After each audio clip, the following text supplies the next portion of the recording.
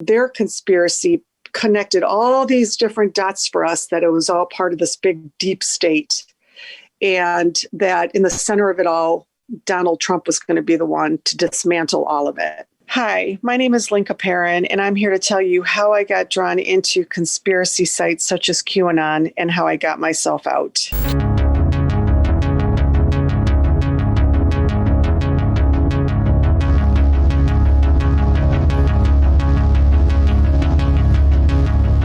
I was a part of a very large group of individuals who were all Bernie supporters, and we were in the tens of thousands. And, you know, we resonated with his message.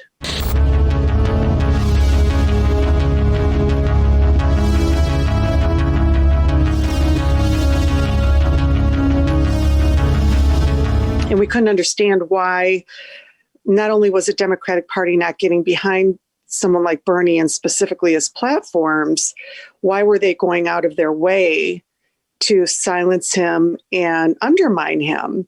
Information drops started coming in. And we weren't really aware of who was putting these drops out here. All I really know is we were all reading it and sharing it, clicking it, right? And they were like I consider them like breadcrumbs of information that was slowly leading us in a certain direction.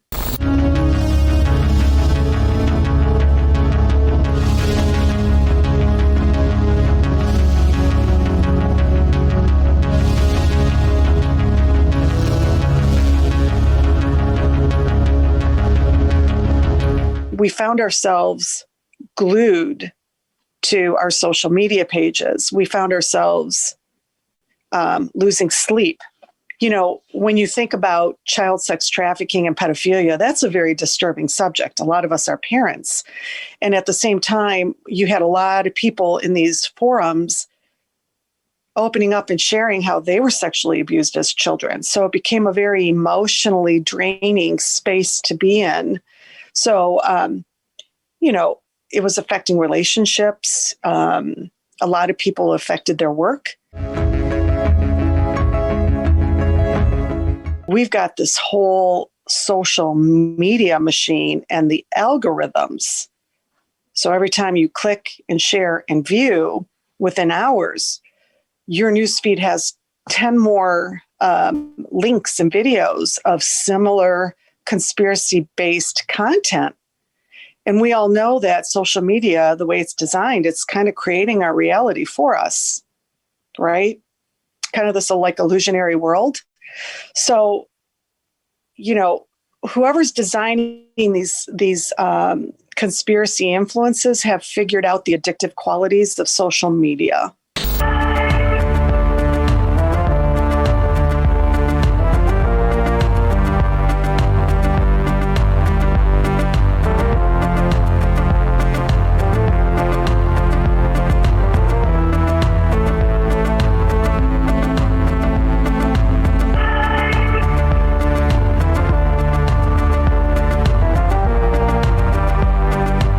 For me, it was information drops about sealed indictments of Hillary Clinton, John Podesta, and other Democrats who were, you know, breaking this law or that law. In our minds, these were black and white laws that were being broken, and there's this powerful force getting ready to arrest them all. But I also was reading news sources outside of the conspiracy, you know, chats and stuff. And I would see Hillary Clinton enjoying a vacation in Hawaii at this very time. I remember it. And I remember seeing John Podesta giving a speech somewhere, and they literally were not acting like anybody who was under indictment. Trump was actually being painted as the hero who was going to take down all this corruption within the Democratic Party. And that right off the bat did not make sense to me. I mean, I was watching him do the very same things like we were angry at like the Democratic Party for doing.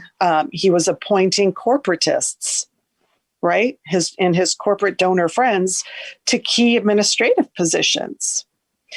And we've all heard his recording, talking about women in a sexual way and his connections with Jeffrey Epstein. And I literally could not fit what we knew about Donald Trump into that image that was being created in Q.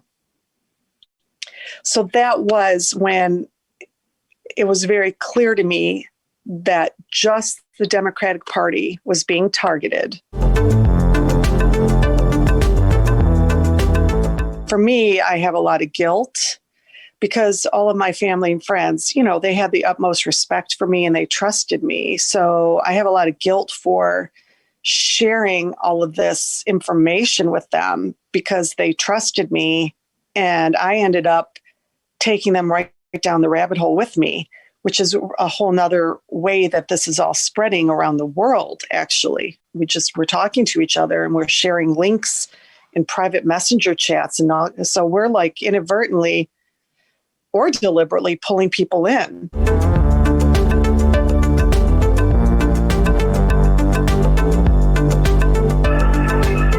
What people have to understand is they keep using like QAnon as like the cause and the thing for us to be worried about. But I've been sitting here watching all these offshoots. There's similarities in all of that kind of like cult-like mentality that's being created in all of this. It's no different from the COVID, the anti-mask, this is a hoax.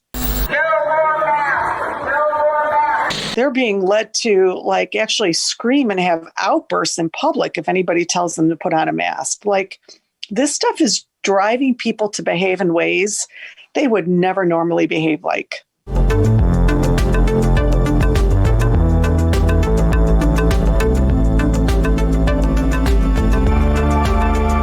Just like you wouldn't attack, say, somebody who's declaring I'm an alcoholic and I want to come clean. Like, we would never attack them, right? We'd support them. We'd love them. We'd encourage them. And I would encourage people who aren't in the conspiracy world to approach it that way. Otherwise, they're adding to the divisiveness. And I'm pretty sure that is the ultimate intent of people creating conspiracies, is to divide us.